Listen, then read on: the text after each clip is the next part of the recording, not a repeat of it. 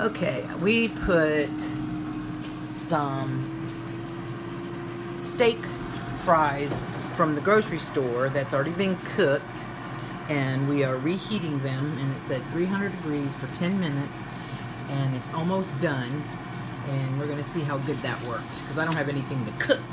I just got my thing in the mail, so I'm just gonna reheat and see how well, because we do a lot of reheating in this house.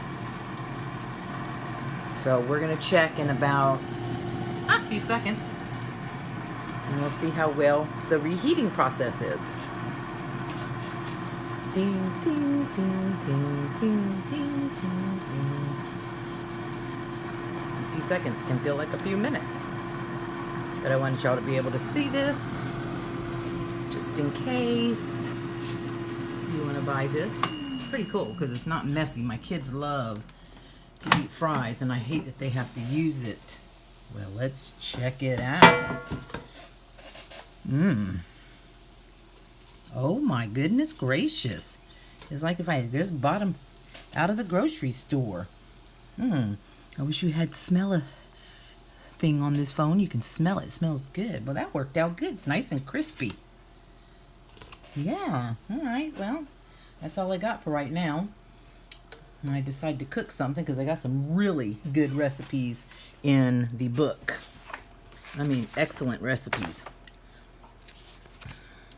You can even make a burger, which is pretty cool. They have avocado fries, which I've never heard of those. You can, of course, make the chicken wings. I guess that's what's really popular. Mexican street corn. Now that looks good. Curry roasted chicken. Steak fries, of course.